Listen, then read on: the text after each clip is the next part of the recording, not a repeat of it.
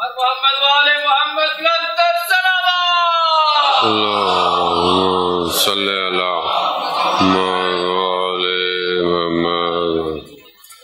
ایک سورہ فاتحہ 3 دفعہ سورہ توحید پڑھ کر تمام مومنین مومنات محرومین کے لیے، تمام علماء، تمام شہداء فلسطین، یمن، ایران، عراق، سیریا، لبنان، پارا چنار، پاک فوج کے افواج اور تمام علماء کرام، مراجع عظام، اور خاص طور پر کہ جن کے اصالِ ثواب کی مجلس ہے، جناب سید ناصر حسین زیدی، سید وزیر حسن زیدی اور ان کی فیملی کے لیے، استاد سعید سبت جعفر اور شہید عارف حسینی کی روح کو پڑھ کر بخش۔ بسم اللہ الرحمن الرحیم۔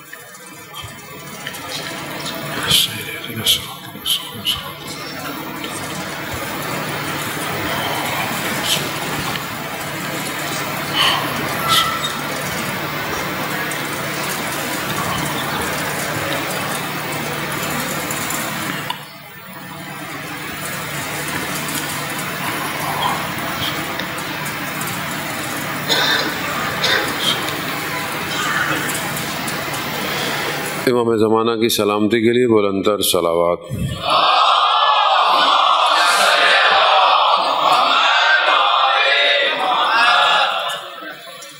لا حول ولا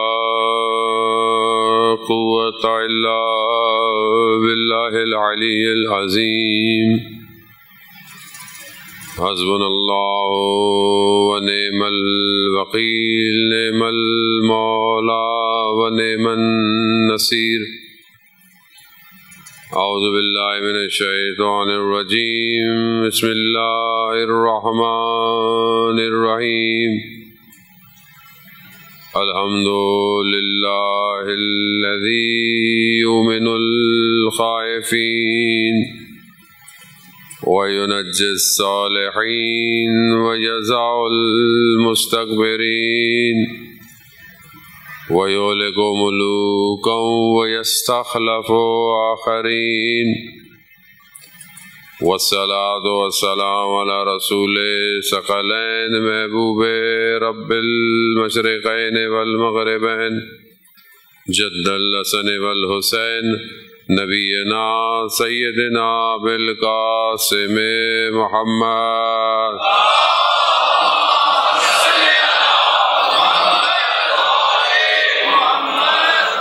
وعلى آلہ الطیبین الطاہرین المعصومین، لا سیما بقیت اللہ فی الارضین، روحی وارواحنا لتراب مقدم الفدا، ولعنۃ اللہ علی اعدائہم اجمعین۔ بسم اللہ الرحمن الرحیم۔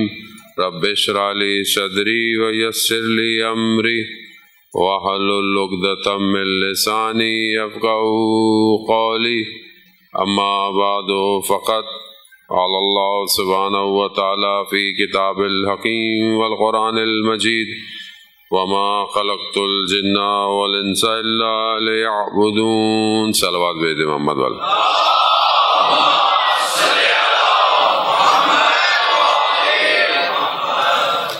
عزیزان سید الشہداء ماہ سفر المظفر کا آغاز ہو چکا ہے۔ لٹا ہوا کارواں معروف یہی ہے کہ 2 سفر کو شام پہنچ گیا ہے۔ کس طرح پہنچا اسے ہم درک نہیں کر سکتے، اور شام کی ہی ایسی مصیبت تھی کہ جس کے بعد وہ بیمار امام خون کے آنسو روتا رہا ہے۔ اور یہ سفر خدا کی طرف کا سفر تھا، یہ سفر ہجرت اللہ ہے۔ ہر قدم جو اٹھایا گیا وہ خدا کے لیے تھا، اور جتنی بھی قربانیاں دی گئیں وہ صرف خدا کے لیے تھی۔ اور جو کام خدا کے لیے کیا جائے خدا اسے زمین پر نہیں رکھتا، خدا اس کام کو عرش تک لے جاتا ہے۔ یہی وجہ ہے کہ آج تک یہ ذکر ہر جگہ موجود ہے، کیونکہ جو بھی کیا گیا خدا کے ذکر کی وجہ سے کیا گیا۔ خدا تیرا دین باقی رہے۔ حسین اور حسین کی اولاد اگر قربان ہوتی ہے تو کوئی فرق نہیں پڑتا۔ خدا نے بھی پھر اس کا نتیجہ یہی دیا کہ جب تک خدائی ہے تو حسین بھی زندہ رہے گا، اور نہ صرف اس دنیا میں، قیامت میں بھی جو کمال ہوگا۔ لوگ محنت کیوں کرتے ہیں، عمل صالح انجام کیوں دیتے ہیں؟ کہ ان کو جنت مل جائے، بہشت مل جائے، لیکن امام حسین کے راستے والوں کا وہ کمال کہ جنت بھی انہیں اپنی طرف گھسیٹے گی، اور وہ یہ کہیں گے کہ ہماری جنت حسین ہے۔ تو یہ راستہ خدا کا راستہ ہے۔ ہم اپنی زندگی میں دیکھیں، جانے محترم ماہ محرم کے ایام گزر گئے، اور ابھی بھی مجالس کا سلسلہ جاری ہے اور آگے بھی جاری رہے گا انشاءاللہ۔ ہم اپنے آپ کو دیکھیں کہ کیا ہم اس کاروان میں شامل ہوئے یا نہیں ہوئے۔ ہم اپنی زندگی کو چیک کریں کہ ہر سال یہ سید الشہداء کی یونیورسٹی کھلتی ہے اور داخلہ بھی بغیر شرط کے ملتا ہے۔ شرط کوئی نہیں ہے، دنیا کی ہر جگہ جانے کی کوئی نہ کوئی پریکوزٹ ہوتا ہے، کوئی نہ کوئی ریکوائرمنٹ ہوتی ہے، یہ پڑھا ہوا ہو، یہ ایج ہو، یہ کام ہو۔ امام حسین نہیں پوچھتے آپ نے سارا سال کیا کیا، چھوٹا ہو بڑا ہو، امیر ہو غریب ہو، امام حسین سب کو بلاتے ہیں، ہر کوئی آ کے بیٹھتا ہے۔ آنا آپ نے اپنی مرضی سے ہے، مگر جانا حسین کی مرضی سے ہے، کیونکہ آپ جیسے بھی گئے پلٹ کے جاؤ تو کردار حسینی ہو، اور یہی کردار چاہیے۔ اور امام کو کیا چاہیے ہم سے؟ یا لیتنی کنت معکم، کاش ہم کربلا والوں کے ساتھ ہوتے، کاش فافوزوا فوزا عظیما، ایک عظیم کامیابی تک پہنچ جاتے۔ آج بھی موقع ہے ہمارے پاس، آج بھی ہمیں اللہ نے اپورچونٹی دی ہوئی ہے کہ ہم اپنے آپ کو اس قابل کریں کہ وقت کا امام ہمیں اپنے کاروان میں شامل کرے، کیونکہ اصل وارث عزاداری کا غیبت کے پردے میں ہے، اور وہ ہم یہ سمجھتے ہیں کہ ہم امام کا انتظار کر رہے ہیں، جبکہ حقیقت میں وہ ہمارا انتظار کر رہا ہے۔ کب یہ صحیح ہوں، کب یہ تیار ہوں۔ تیاری ضروری ہے۔ کیسی تیاری؟ کیا کرے؟ تیار ہو کے کیا کرے؟ عزیزان محترم، سب سے پہلی چیز راستے کو سمجھنا بہت ضروری ہے، اور جس کے پاس جانا ہے اس کی معرفت بہت ضروری ہے۔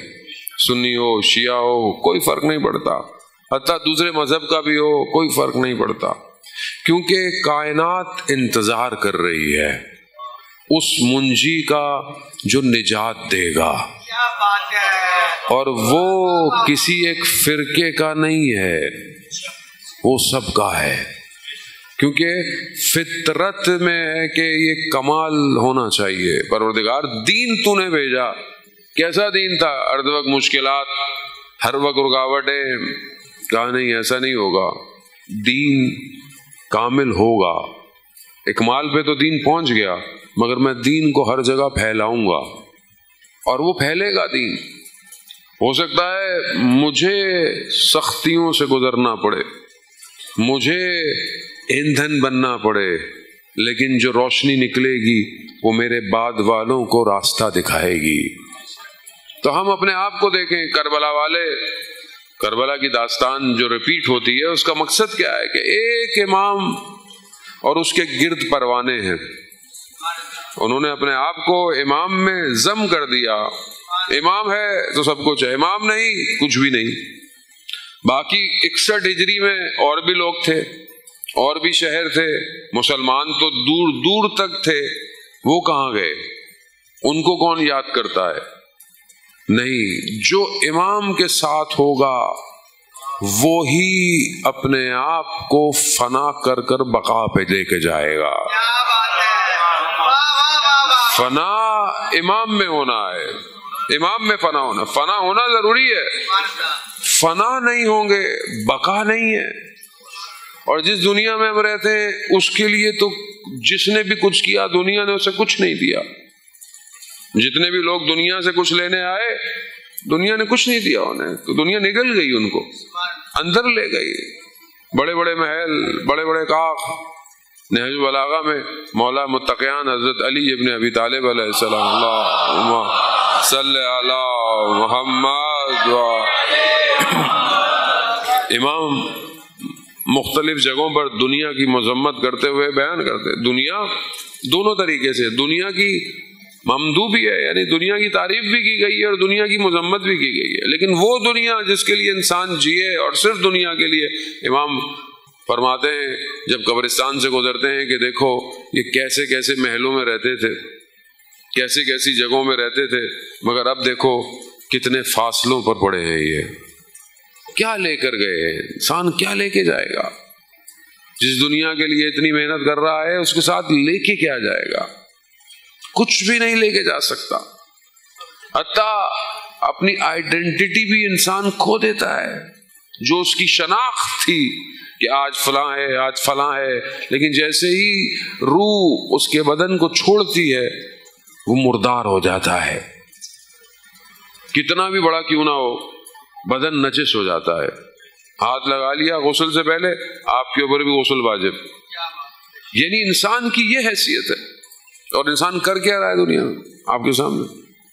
جب اس کے پاس کوئی ڈیزگنیشن آ جائے، کوئی پوسٹ آ جائے، کوئی کرسی آ جائے، دولت آ جائے، شہرت آ جائے، وہ سمجھتا ہے کہ سر میں ہی ہوں، جبکہ کچھ بھی نہیں ہے۔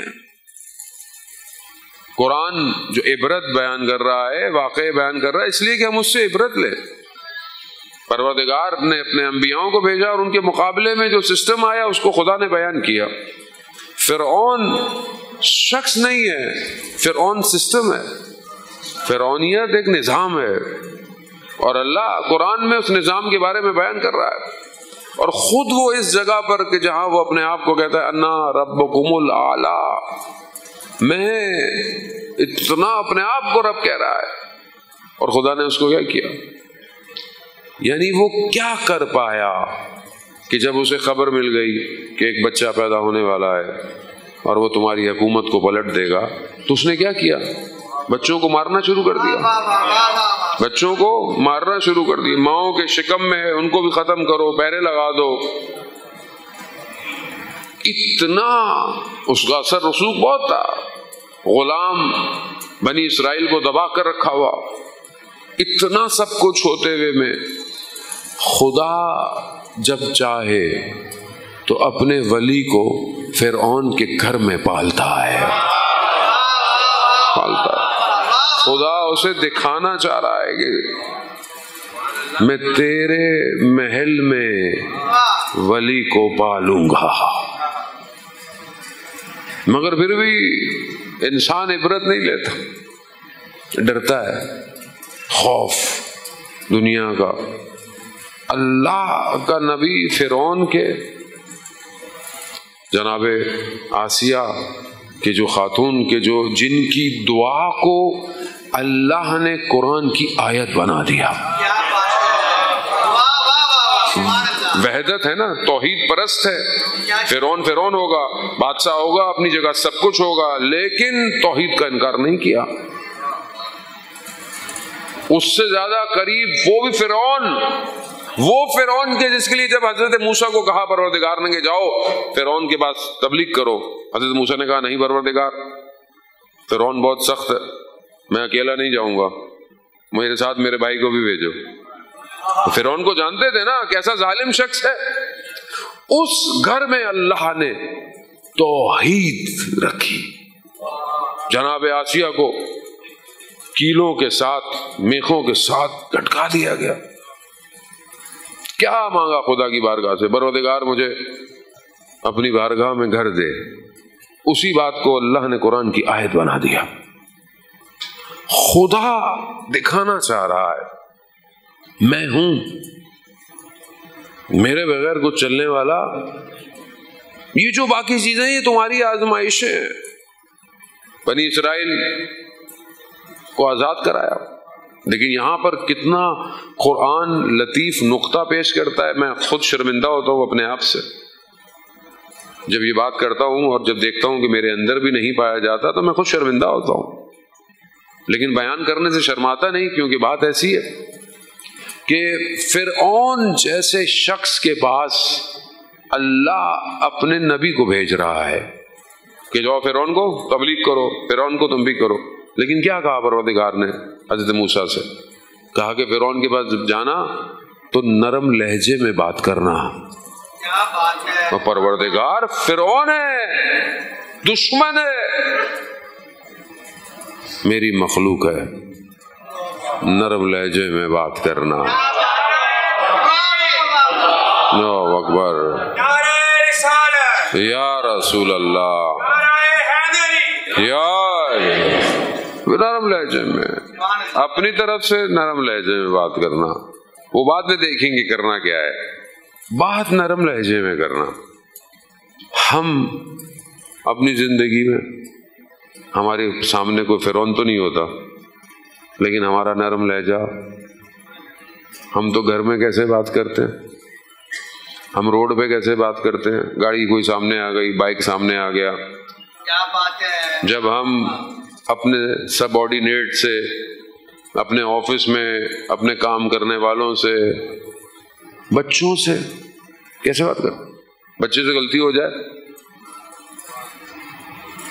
تعلیمات قرآن معاشرے میں نہیں ہے. قرآن ہے، قرآن تو سب کے گھر میں ہے، مخمل کے کپڑے میں لپیٹا ہوا، اس کے بل 1 میٹر کا دھاگا اتنا لپیٹ کے رکھے کہ کھولنا بھی نہیں ہے. لیکن اب تو وہ زمانہ نہیں رہا جانے محترم. اب تو آپ کو قرآن کھولنے کی ضرورت نہیں ہے. موبائل میں آپ کی اپلیکیشن ہے، انسٹاگرام، ٹک ٹاک، اسنیپ چیٹ، یوٹیوب، سب کلک کرتے ہیں نا. اب تو موبائل بھی بتا دیتا ہے کتنی دیر کیا دیکھا، کتنی دیر کیا پڑھا. موبائل کی اپلیکیشن پہ کتنی انگلیاں ٹچ ہوتی ہیں، ہر چیز گواہی دے گی، گواہی دے گی کہ پروردگار اس نے قرآن کی اپلیکیشن نہیں ٹچ کروائی میرے سے، اس نے اسکرول کرائی انسٹاگرام کی ریلیں، قرآن کی صورتوں کو اس نے اوپر نہیں کیا. کیا جواب دیں گے خدا کو؟ پھر ہم کہتے ہیں کہ معاشرہ خراب ہو گیا ہے. مولانا صاحب، جو چیز معاشرے کے لیے آئی تھی وہ معاشرے میں ہے ہی نہیں. معاشرے میں جب آپ ایکچوئل کانٹینٹ کو، جو اصل کانٹینٹ ہے انسانیت کی بقا کا، وہ ہے ہی نہیں، تو پھر آپ معاشرہ کیسے صحیح ہوگا؟ ملا مرحوم ناراکی، ملا مہدی ناراکی، ملا احمد ناراکی کے والد صاحب، جنہوں نے کتاب لکھی جامع السعادات. جامع السعادات اخلاق کی کتاب ہے. اس کا خلاصہ ہے اردو کے اندر معراج السعادہ، جو ان کے بیٹے نے کیا، اردو کے اندر ہے. کس کی کتاب ہے؟ اخلاق کی کتاب.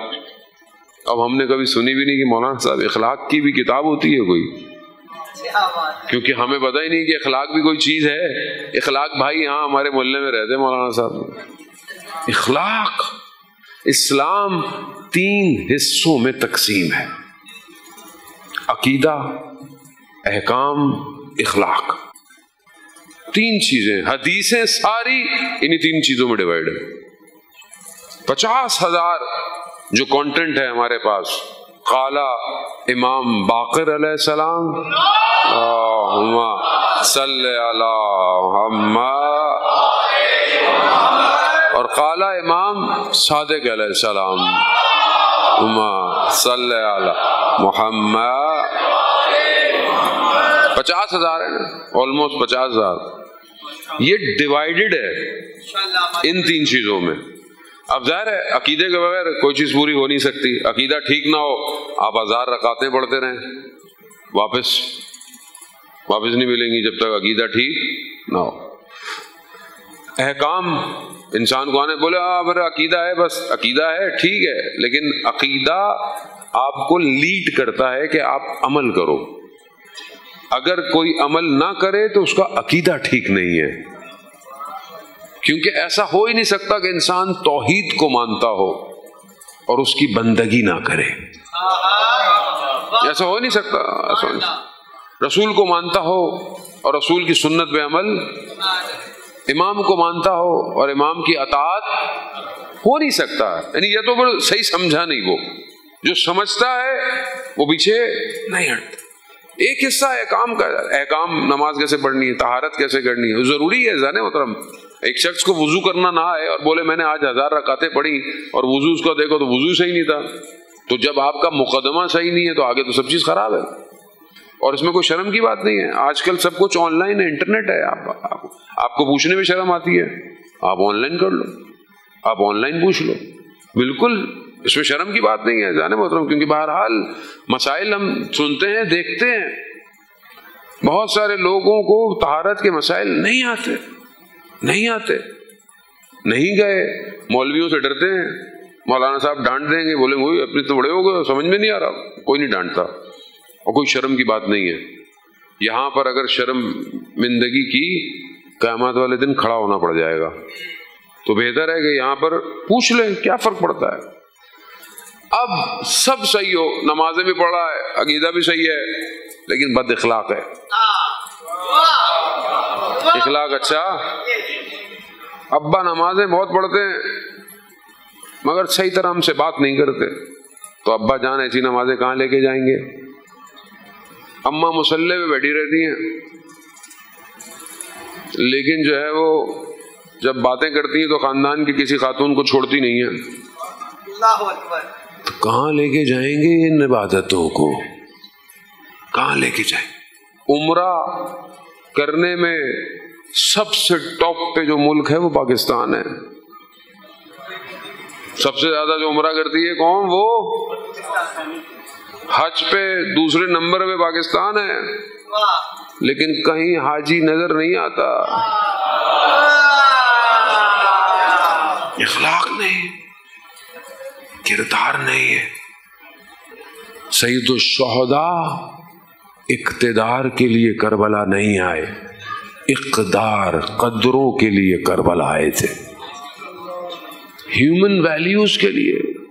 خوب اپنے اندر ملا مہدی عراقی نے جب یہ کتاب لکھی تو یہ کتاب بہت معروف ہوئی. بیان مجھے بہرحال مثال کرنی تھی کتاب کی، وہ میں بعد میں کروں گا، لیکن بہرحال اب ذکر آ گیا. کتاب بہت معروف ہوئی، اتنی معروف ہوئی کیونکہ پہلے خود بھی نجف میں پڑھتے تھے، پھر چلے گئے تھے. تو نجف کے لوگوں نے بہت پذیرائی کی، یعنی بہت ایکسیپٹ کیا کہ بھئی کیا کتاب ہے. اخلاق کی کتابیں بہت زیادہ نہیں ہیں کہ چیزیں، لیکن جو معروف ہیں ان میں یہ معروف کتاب ہے. سب علماء ان سے نجف میں ملنے آئے، کہا کہ بھئی ماشاءاللہ آپ نے کیا زبردست کتاب لکھی ہے. ایک عالم ملنے نہیں آیا، اور وہ عالم کون ہے؟ سید مہدی بحر العلوم، وہ کہ جسے امام نے سینے سے لگا کر علم منتقل کیا. اتنی بڑی شخصیت، وہ ملنے نہیں آیا. انہوں نے کہا کہ میں خود ملنے جاتا ہوں ان سے. تو لوگوں نے کہا کہ مولانا ان کو تو چاہیے تھا آنا، آپ آئے ہیں، آپ مہمان ہیں. کہا نہیں، وہ سید بھی ہیں اور بزرگ بھی ہیں، تو میں خود ملنے جاؤں. ملنے گئے، وہ درس دے رہے تھے، ان کا درس ختم ہوا، انہوں نے کوئی بات ہی نہیں کی. یہ بھی اٹھ کے چلے گئے، وہ بھی چلے گئے.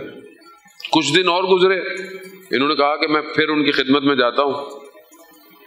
لوگوں نے کہا کہ بھائی پہلے تو گئے تھے آپ، انہوں نے تو توجہ ہی نہیں کی آپ کی طرف. کہا کوئی نہیں، سید ہے، میں جاتا ہوں. پھر پہنچے، پھر درس چل رہا تھا، درس ختم ہو گیا، انہوں نے کوئی بات نہیں کی، اٹھ کے چلے گئے. پھر یہ چلے گئے کربلا، سامرا، کاظمین زیارتیں کرتے کرتے واپس نجف آئے. نجف سے واپسی تھی ان کی، تو انہوں نے سوچا میں چلو ایک دفعہ اور سید کی خدمت میں جاتا ہوں. تو لوگوں نے کہا مولانا کتنا اپنے نفس کو نیچے گرائیں گے، کتنا شکستہ نفسی کریں گے. کہا نہیں، سید ہے وہ. جیسے ہی جانے لگے اور ان کو پتا چلا کہ ملا مرحوم ناراکی آ رہے ہیں، تو بغیر نالین کے گلی کے کونے تک آئے اور ان کو لے کر گئے، بٹھایا، گفتگو کی، اور پھر پوچھا کہ آپ پہلے 2 دفعہ آئے، میں نے آپ سے بات نہیں کی، آپ کو پتا ہے کہ میں نے کیوں نہیں بات کی؟ کہا نہیں میرے علم میں نہیں ہے. کہا میں یہ دیکھنا چاہتا تھا کہ جو اخلاق کی کتاب آپ نے لکھی ہے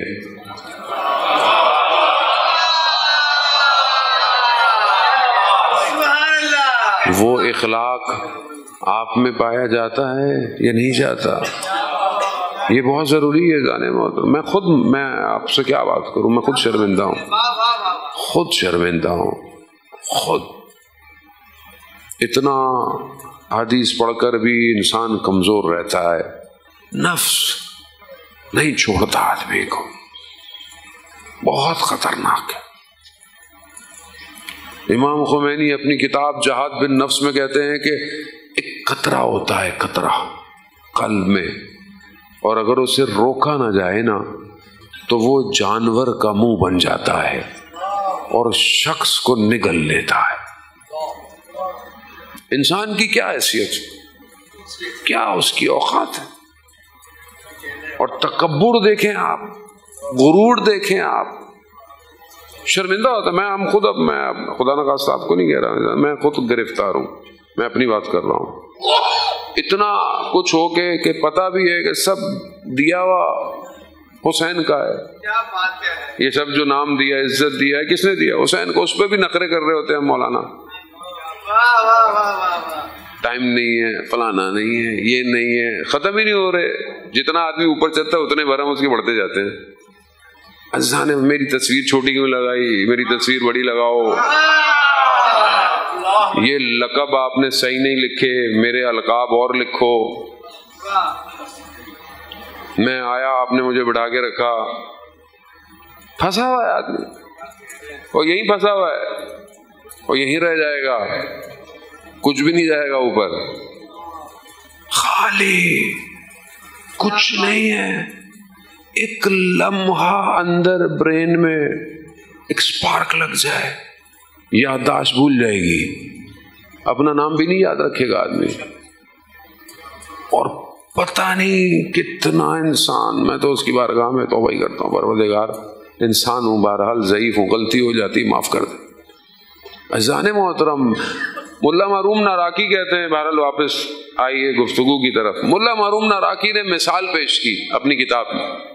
مثال کہتے ہیں, شخص طبیب کے پاس آیا, ڈاکٹر کے پاس, کہا کہ مجھے جلد کی بیماری ہے, میرا علاج کر دیں. طبیب نے کہا کہ میں تمہارا علاج کروں گا مگر تمہیں 3 دستور العمل دوں گا, اگر تینوں پہ عمل کیا تو پھر نتیجہ ملے گا, ورنہ نتیجہ نہیں ملے گا. کہا ٹھیک ہے. کہا پہلی چیز پرہیز کرنی پڑے گی, کچھ چیزوں سے پرہیز کرو گے تاکہ جلد پہ اثرات مرتب نہ ہو. کہا ٹھیک ہے. کہا دوسری, کہا میں تمہیں ایک شربت دوں گا, ایک سیرپ دوں گا, وہ پینا پڑے گا کیونکہ تمہارے بیماری کی جڑ تمہارے اندر ہے, تمہارے معدے میں ہے, تمہارے خون کے اندر ہے, تو وہ سیرپ اندر جائے گا, باطن کی بیماری کو, جڑ کو دور کرے گا. کہا تیسری چیز, میں تمہیں ایک ایسی کریم دوں گا کہ جو تمہیں اپنی جلد پہ لگانی ہے, تینوں پہ عمل کرو گے تو نتیجہ ملے گا. کچھ دن گزر گئے, مریض طبیب کے پاس آیا, کہا کہ مجھے تو اثر ہی نہیں ہوا کچھ. کہا تم نے پرہیز کی؟ کہا نہیں, وہ میں کسی نے دعوت پہ بلایا تھا تو وہاں چلا گیا تو اس کا دل نہ ٹوٹ جاتا تو میں نے پرہیز کھانے میں. کہا وہ شربت لیا تم نے؟ کہا نہیں, وہ میں لینا بھول گیا. ہاں مگر میں کریمیں لگاتا رہا ہوں. ملا احمد ناراکی کہتے ہیں مسلمان بھی کریمیں لگا رہے ہیں, ظاہر پہ عمل کر کے پھر کہتے ہیں ہم ٹھیک نہیں ہو رہے. پرہیز, کس چیز سے پرہیز؟ اسلام کیا کہتا ہے؟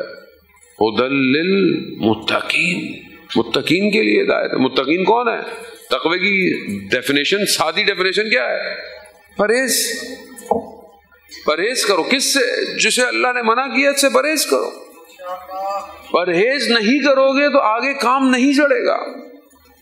بالٹی بھر رہا ہوں پانی کی اور ادھر پانی لے کے جانا ہے, وہاں پہنچتا ہوں بالٹی خالی ہے, پھر واپس آتا ہوں، محنت کر رہا ہوں، لیکن یہ بھول گیا کہ بالٹی میں سوراخ ہے،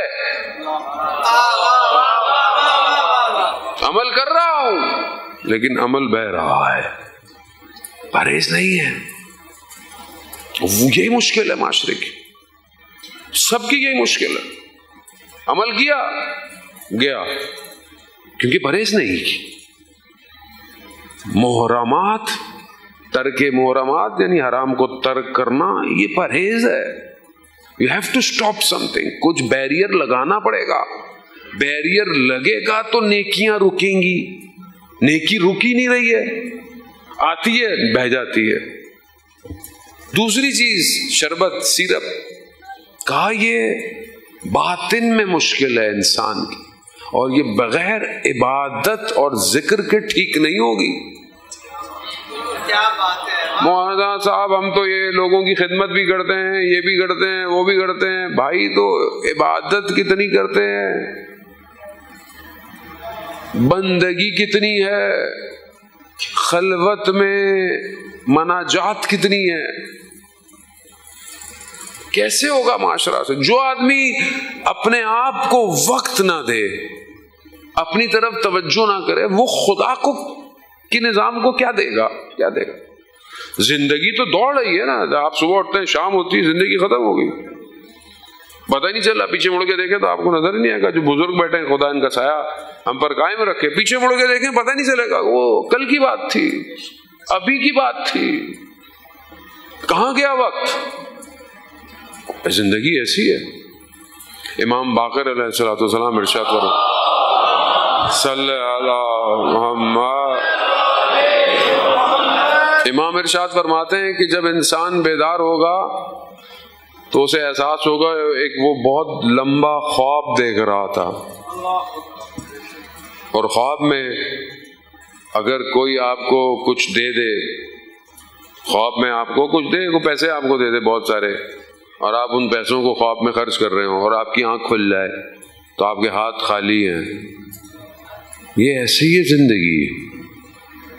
ہم جو اتنا بھاگ رہے ہیں یہ خواب ہے، لیکن یہ خواب بے شک حقیقت ہے، ایسا نہیں ہے کہ آپ بولیں کہ میں کچھ کروں نہیں کرنا سب کچھ ہے، لیکن ہم اصل کی طرف بڑھے، ہم کوشش کر رہے ہیں، محنت کر رہے ہیں، لیکن ہم ایسی جگہ پر کنواں کھودنے کی کوشش کر رہے ہیں جہاں پانی موجود نہیں ہے، اور پھر ہم کہتے ہیں کہ معاشرہ مولانا صاحب خراب ہو گیا۔ آج آپ کے سامنے جو معاشرے کا حال ہے، برائیاں، فساد اخلاقی، گناہ، علنی گناہ، بے حیائی، یہ سب کس لیے؟ کیونکہ اصل باطن جو ہے وہ خراب ہو گئے۔ ہر آدمی غلط کر کر بھی کہہ رہا ہے کہ وہ، ہر آدمی کہہ رہا ہے اللہ کا کرم ہے، اللہ کا کرم ہے، کرپشن کر رہا ہے، کہہ رہا ہے اللہ کا کرم ہے، نشے بیچ کر اپنے گھر بار بنائے، اللہ کا کرم ہے، اللہ کا کرم ہے۔ بھائی اداکار بھی بولتا ہے بس اللہ کا کرم ہے، فلم کامیاب ہو گئی، ہر آدمی یہی کہہ رہا ہے، تو سمجھ بھی نہیں آ رہا کہ بھائی کس اللہ کی بات کر رہے ہو تم؟ یہ اللہ وہ ہے جس نے رسول کو بھیجا، جس نے شریعت کو بھیجا، شریعت کی تم دھجیاں اڑا رہے ہو اور پھر کہہ رہے ہو اللہ کا کرم ہے۔ وہ رحمان ہے، وہ رحیم ہے، وہ موقع دیتا ہے انسان کو، اس کو اپنی مخلوق سے محبت ہے۔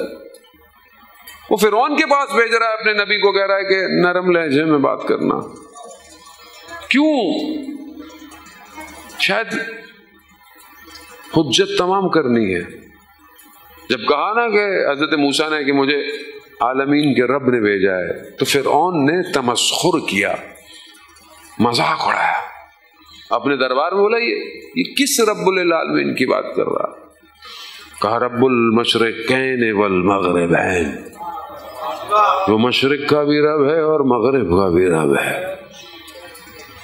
مولانا ربکم الاعلی، کیا ہوا؟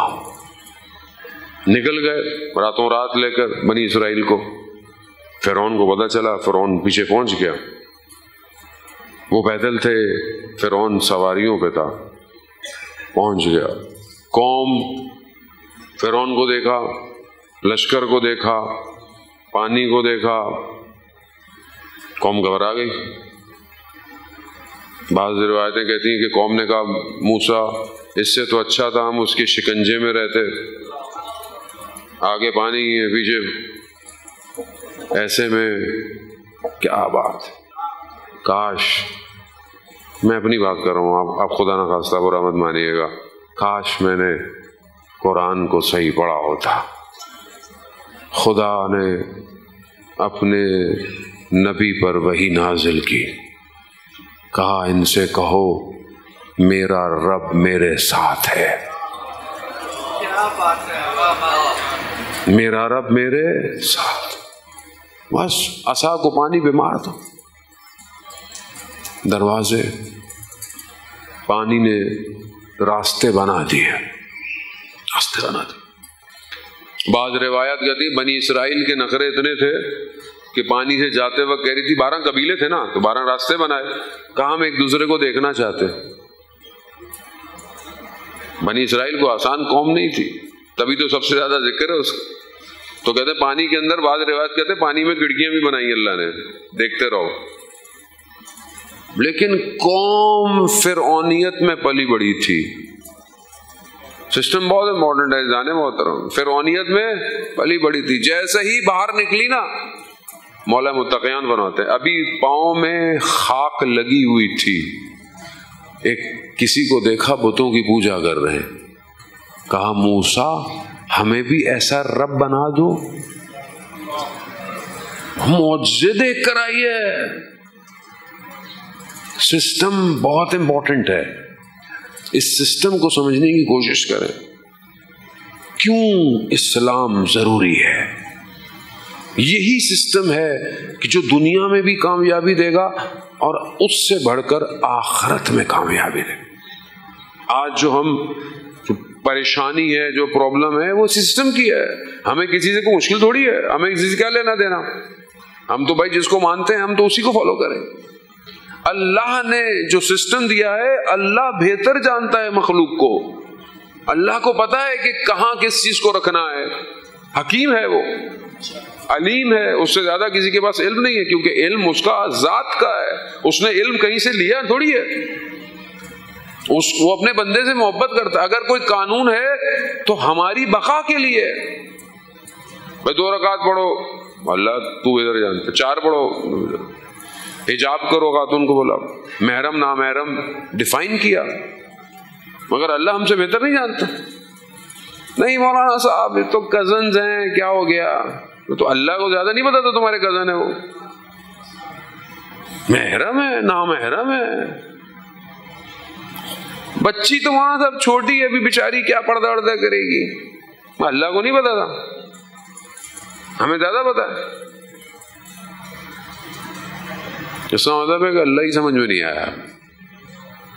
ہم اپنی مرضی کے اللہ مانتے ہیں. یہی تو مشکل ہے ساری. ہم فرقوں میں بٹے ہوئے ہیں، ہم سب کا سب کچھ ہی الگ ہے. اللہ ایک ہے، رسول ایک ہے، لیکن اس میں بھی اللہ الگ، رسول بھی الگ.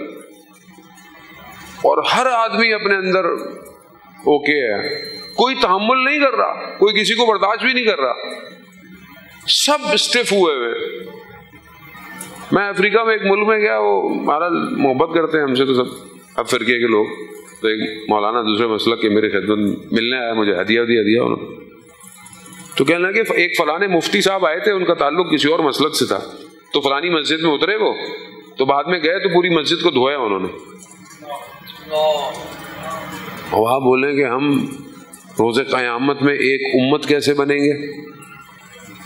دوسرے مسلک والا اگر ساتھ کھڑا ہوا کیا کہہ لیں گے رسول خدا کو؟ نہیں میں یا رسول اللہ میں نہیں چل. وہاں کریں گے نخرے. ایک امت چاہیے، ایک امت، فرقے نہیں چاہیے. اسی لیے پیچھے تو جس کو ماننا تھا مان لیا، لیکن جو آنے والا ہے وہ سب کا ایک ہے، ایک ہے. 11 کو کوئی مانے یا نہ مانے، 12ویں کو سب مانتے ہیں. اس 12ویں تک پہنچنے کی کوشش کریں. جانے وقت کیسے پہنچیں گے ہم؟ جب تک ہم سسٹم نہیں بنائیں گے، جب تک ہم اپنے آپ کو بہتر نہیں کریں گے. یہ مجلس عزاداری یہ ایک اپورچونٹی ہے، ایک وسیلہ ہے، کیونکہ یہاں صرف ذکر حسین ہے، وہ کہ جس کے لیے عرش پہ لکھا ہے ان الحسین مصباح الہدی و سفینۃ النجات. یعنی کس نے کہا ہے یہ حدیث؟ آپ سنی، معروف حدیث ہے، تمام ہر کوئی اس کو پڑھتا ہے. جب امام حسین علیہ الصلوۃ والسلام اللہم صلی علی محمد، امام حسین علیہ السلام جب چھوٹے ہیں اور اپنے نانا کی خدمت میں آئے تو رسول خدا کھڑے ہو گئے. راوی نے کہا یا رسول اللہ، آپ سید الانبیاء ہیں، انبیاؤں کے سردار ہیں، ایک بچے کے لیے کھڑے ہو گئے. کہا تم نہیں جانتے یہ کون ہے؟ کہا کون ہے؟ کہا یہ حسین ہے. پھر رسول خدا نے فرمایا کہ عرش کے دائیں طرف لکھا ہے ان الحسین مصباح الہدی و سفینۃ، بے شک حسین ہدایت کا چراغ ہے. چراغ ہے. کیسا چراغ ہے؟ اسے دنیا نہیں بجھا سکتی، اسے تاریخ نہیں بجھا سکتی، اسے حکومتیں نہیں بجھا سکتی، کوئی اسے بجھا نہیں سکتا. جس سے خدا روشن کرے اسے کوئی بجھا، اور یہ ہدایت کا چراغ ہے. رسول خدا نے یہ نہیں فرمایا کہ یہ مدینہ والوں کے لیے ہدایت ہے، نہیں، مکہ والوں کے لیے ہدایت نہیں، 61 ہجری نہیں، یہ عرش پہ لکھا ہے. یعنی یہ قیامت تک پوری کائنات کے لیے ہدایت کا چراغ ہے. ہر دور میں ہدایت چاہیے، حسین کے در پہ آؤ، اور کہیں نہیں ملے گی ہدایت.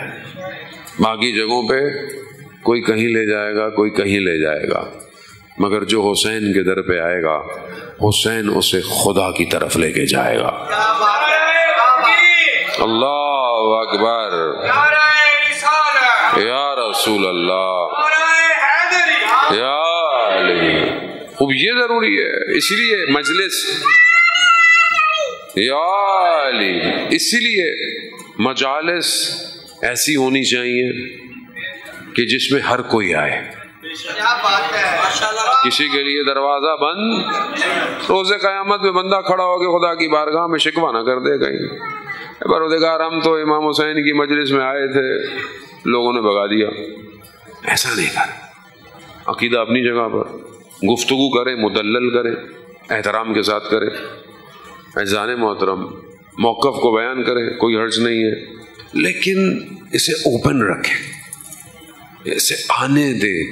آپ یقین کریں انسان کی روح کو سانس لینے کی جگہ سوائے مجلس حسین کے کہیں نہیں ہے،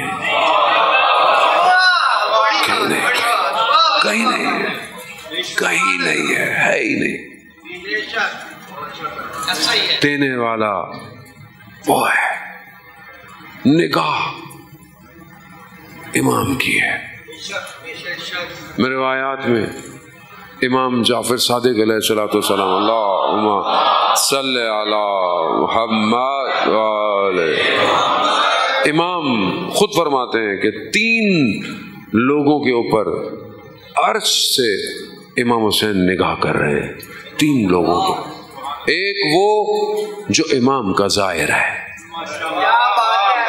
خدا ہم سب کو کربلا کی زیارت نصیب فرمائے. اور یہ بہرحال جو آج حکومت نے ایک نیا ٹینشن ڈال دی کہ لوگ بائی روڈ نہیں جا سکتے، بہرحال ابھی کیا کر سکتے ہیں. اللہ کرے انشاءاللہ یہ راستہ کھلے، آسانی ہو، جو مشکلات ہیں بہرحال وہ دور ہوں. بہرحال حکومت کے بھی اپنے مسائل ہیں جانے محترم. بعض اوقات ہم بچوں کی طرح ضد بھی کرتے ہیں، لیکن بہت سی چیزیں ہمیں پتہ بھی نہیں ہوتی.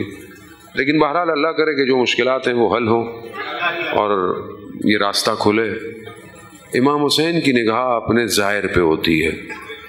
کوئی ظاہر ایسا نہیں ہے، روایات میں بیان ہوتا ہے کہ جسے امام اس کے آباء و اجداد کے نام کے ساتھ نہ جانتے ہو،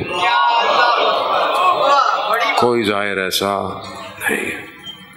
حسین کی نگری ہے یہ، یہ کسی اور کی وادی نہیں ہے، یہ حسین کی وادی ہے۔ اور عظمت امام مظلوم بلند ترین صلوات۔ اللہ صلی علی محمد۔ دوسری نگاہ امام کی اس پر ہوتی ہے جو امام پر گریا کرتا ہے، بے شک، جو آنسو بہاتا ہے نا۔ اس لیے کہتے ہیں کہ اگر رونا نہ آئے تو رونے کی شکل بنا لو، امام دیکھ رہے ہیں، دیکھ رہے ہیں۔ کالا امام صادق ہے، خطابت نہیں ہے، کسی عالم نے نہیں کہا، معصوم کا قول ہے۔ تیسرا امام اسے دیکھتے ہیں جو مجلس کو قائم رکھتا ہے، کیا بات ہے، جو مجلس کرتا ہے، جو بھی کام کر رہا ہے مجلس کے میں، ہر بندہ اپنی ڈیوٹی دے رہا ہے، جو یہ کام کرتا ہے امام اسے دیکھ رہے ہیں۔ جان محترم، بہرحال ہم غریب فقیر محتاج ہاتھ خالی، مگر اتنا ضرور ہے امام دیکھ رہے ہیں، کیا بات ہے، امام دیکھ۔ نگاہ کرم کی ہونی چاہیے، حر کو حر علیہ السلام بنا دیتی ہے نگاہ۔ اسی ایک نگاہ کا انتظار ہے کہ کب وہ یوسف زہرا ہمیں بھی نگاہ کرے، تاکہ یہ دل بھی امام کی طرف بڑھنا شروع ہو جائے۔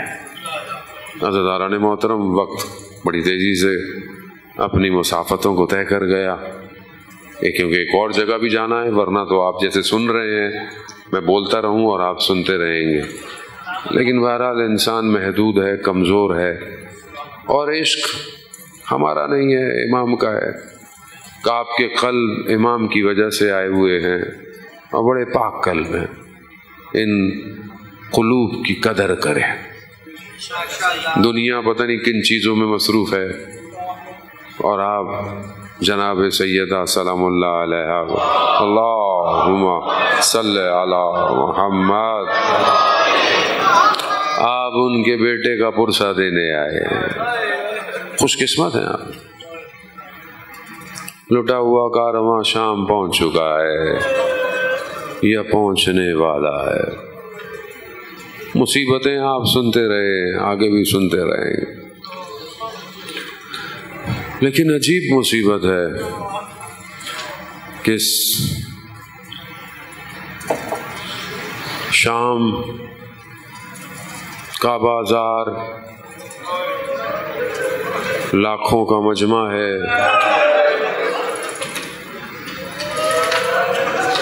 رسول کی نواسیاں ہیں،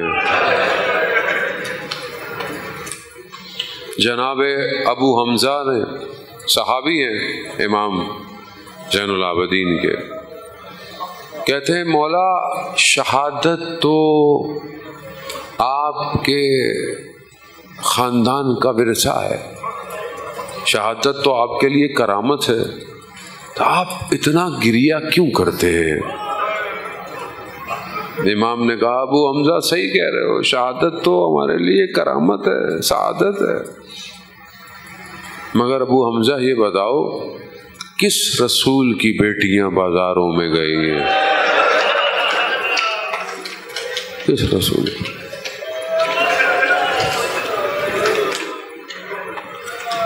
شام علامہ مجلسی کہتے ہیں کہ میں نے زیارت نائیہ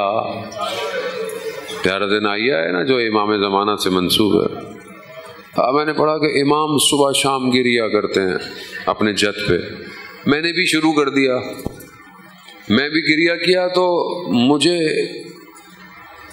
نصیب ہوا امام زمانہ سے ملنا۔ میں نے مولا سے پوچھا مولا کیا وجہ ہے کہ آپ خون کے آنسو روتے ہیں؟ امام زمانہ بیان کرتے ہیں کہ جب ہماری جد پھوپھی شام کے بازار میں آئی نا، تب سے ہم آل محمد خون کے آنسو روتے۔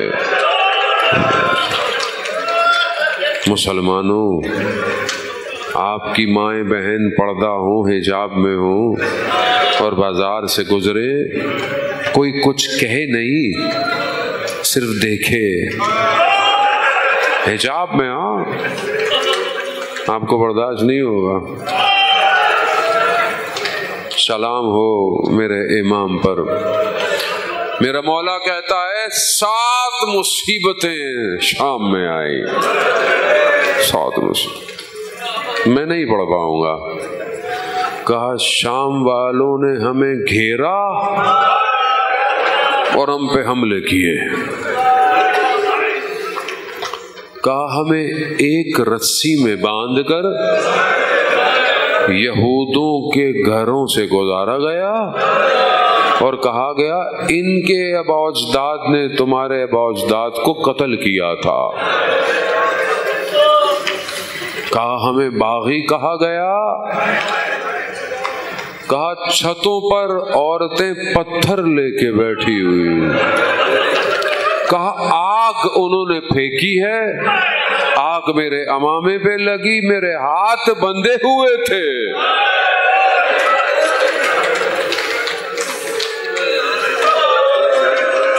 کہا نیزوں پہ سر تھے، اس رش میں وہ سر گر جاتے تھے، یہ اوپر سے چڑھ جاتے تھے.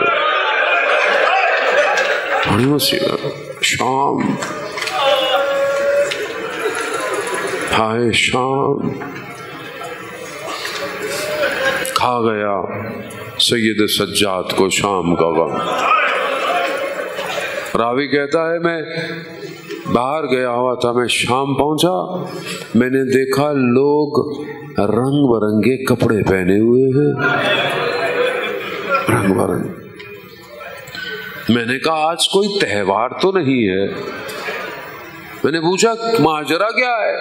کہا ایک باغی ٹولہ تھا، ان کے مردوں کو مار دیا ہے، ان کے عورتوں کو اسیر بنا کے لائے ہیں. تو کہا میں نے صفوں کو چیرتا ہوا داخل ہوا. میں نے سر نیزے پر دیکھے، پہچانی شکلیں تھیں. میں نے نیچے جب امام کو دیکھا نا، تو گلے میں ہے، ہاتھ میں رسیاں. میں کہا مولا یہ کیا ہو گیا؟ امام نے کہا ابھی اس باتوں کا وقت نہیں ہے. تیرے پاس کچھ پیسے ہیں، کچھ درم ہے؟ کہا یہ جن کے ہاتھ میں نیزے ہیں ان کو دے دے، تاکہ یہ تھوڑا آگے جائیں، لوگوں کی نگاہیں میری ماؤں بہنوں پھوپھیوں پہ نہ پڑے.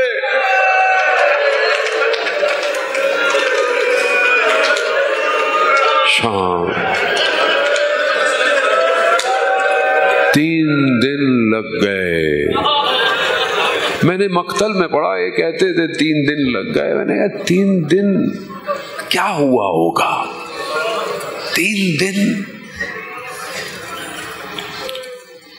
مقاتل کہتے ہیں کہ لاکھوں کی تعداد میں لوگ تھے. لوگ ابھی یہاں اگر جگہ سے زیادہ لوگ آ جائیں نا اور آپ مجھے جگہ دینا بھی چاہیں تو آپ مجھے جگہ نہیں دے سکتے.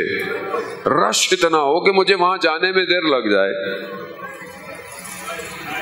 لاکھوں کی تعداد میں لوگ، کوئی تبل لے کر، کوئی ڈھول لے کر.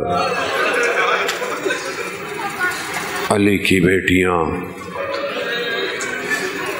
یہی وجہ تھی نا کہ جب حضرت عباس جناب زینب کے خیمے میں آئے تو بی بی نے کہا عباس جب میں چھوٹی تھی نا تو بابا میرے ہاتھ پہ بوسا دیتے تھے، تو میں پوچھتی تھی بابا یہ کیوں کرتے ہیں؟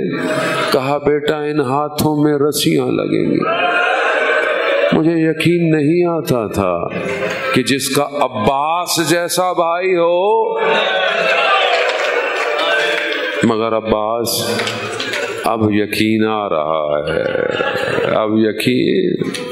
ہاں آزاداران محترم، مصیبت. بہرحال میں وقت بہت گزر گیا، میں کہیں اور جانا تھا، میں آگے کی مجالس میں. امام سجاد کو جب امام باقر نے غسل دیا نا تو امام باقر نے گریہ کیا ہے، چیخ مارے. دو معصوم غسل دیتے ہوئے گریہ کیا ہے، دو معصوم، ایک امام باقر نے اور ایک امام علی نے، دو امام علی۔ امام باقر سے پوچھا راوی نے، مولا آپ نے چیخ کیوں ماری؟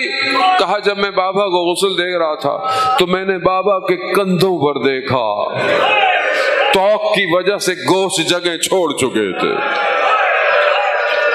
مدینہ تو یاد ہے نا، مولا نے بچوں کو کہا بیٹا رونا نہیں ہے، مدینہ والوں کو پتہ نہ چل جائے۔ امام غسل دیتے دیتے دیوار پہ سر ماخ چیخ ماری ہے۔ ام سلمہ نے کہا مولا آپ نے کہا رونا نہیں ہے، کہا فاطمہ نہ جانے کون سے زخم چھپاتی رہی ہے۔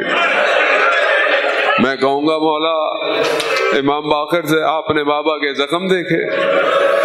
امام کے آگے میری جرت بھی نہیں میں کچھ کہوں، لیکن آئے امام زین العابدین نے کربلا میں کیا دیکھا، زخم دیکھے تھے نا یہاں۔ 13 محرم کو جب امام کربلا پہنچے، اس نے امامت سے بنی اسد کے قبیلہ مردوں کو دفنا رہا ہے، ایک ایک کو کہا یہ اس کا بدن ہے، یہ اس کا، کیوں؟ سر موجود نہیں ہے، سب کو دفنایا، ایک طرف جانے لگے، کہا رک جاؤ یہ میں خود دفناؤں گا۔ مولا کس کا بدن ہے؟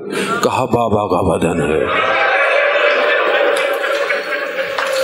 بابا کا بدن ہے، زخم نہیں ہے، بدن ایسی حالت میں ہے کہ بنی اسد سے کہا کوئی بوری ہے؟ مولا کیوں؟ مقتل کے جملے ہیں، عزاداران محترم کبھی نہ پڑھتا۔ مقتل کہتا ہے امام نے اپنے بابا کو اٹھایا نہیں، سمیٹا، دشت کربلا کی زمین میں رکھا۔ کہا کتنی خوش قسمت ہے، تیرے اندر ایک وجود مطہر آ رہا ہے۔ امام نے کٹی ہوئی رگوں کو بوسا دیا، مٹی ڈالی، دیکھا ٹوٹی ہوئی تلواروں نیزوں کو ہٹا رہے۔ مولا کیا ڈھونڈ رہے ہیں؟ کہا ایک کٹی ہوئی انگلی ڈھونڈ رہا ہو۔ مٹی ڈالی، قبر پر لکھا خبر حسین ابن علی قتلات شانہ، یہ حسین ابن علی کی قبر ہے جسے پیاسا مارا گیا۔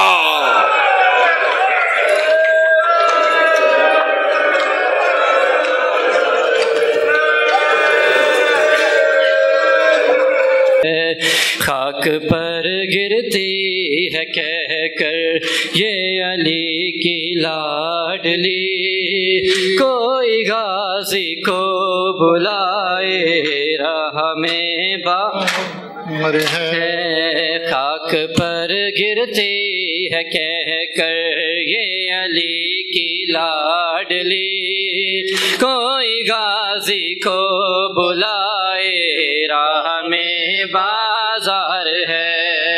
یہ میرا پہلا سفر ہے، یہ میرا پہلا سفر ہے، بعد عباس سے جری، کوئی غازی کو بلائے راہ میں بازار ہے۔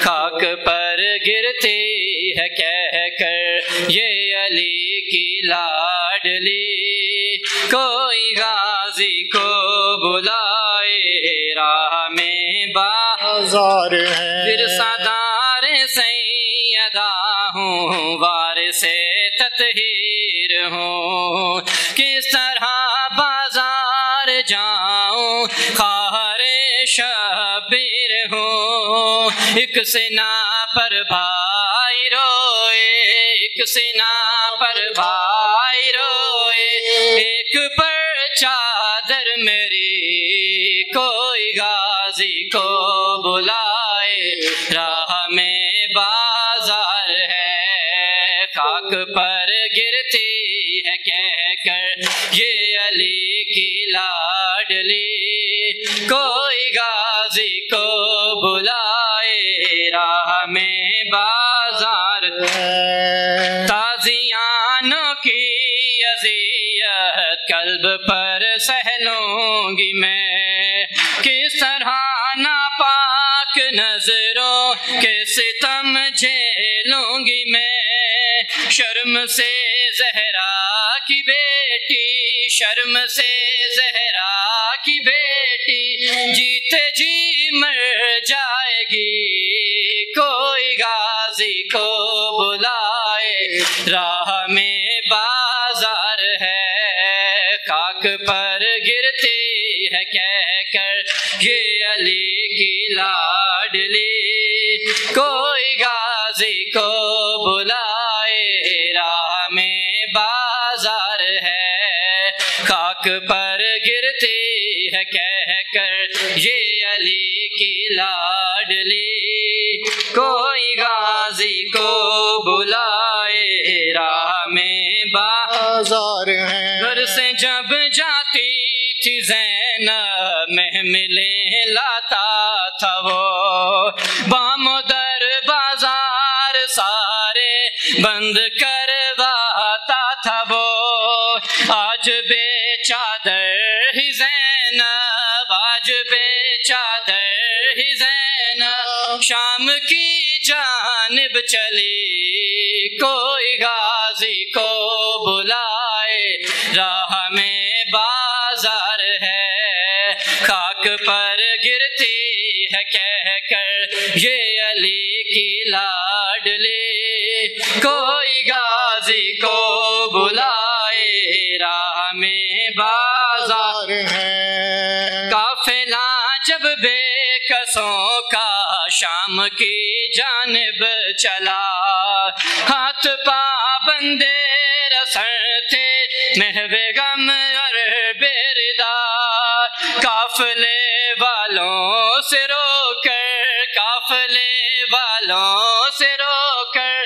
کہتی تھی فضا یہی، کوئی غازی کو بلائے، راہ میں بازار ہے، خاک پر گرتی ہے کہہ کر یہ علی کی لاڈلی، کوئی غازی کو بلائے، راہ میں بازار ہے، خاک پر گرتی ہے کہہ کر یہ علی کی لاڈلی، کوئی غازی کو بلائے، راہ میں بازار ہے۔ مجھ کو بابا نے بتایا تھا دم رخصت یہی، ایک دن تو شام کوفہ میں کھلے سر جائے گی، کیا کروں کس کو بلاؤں، کیا کروں کس کو بلاؤں، آ گئی ہے وہ گھڑی، کوئی غازی کو بلائے، راہ میں بازار ہے، خاک پر گرتی ہے کہہ کر یہ علی کی لاڈلی،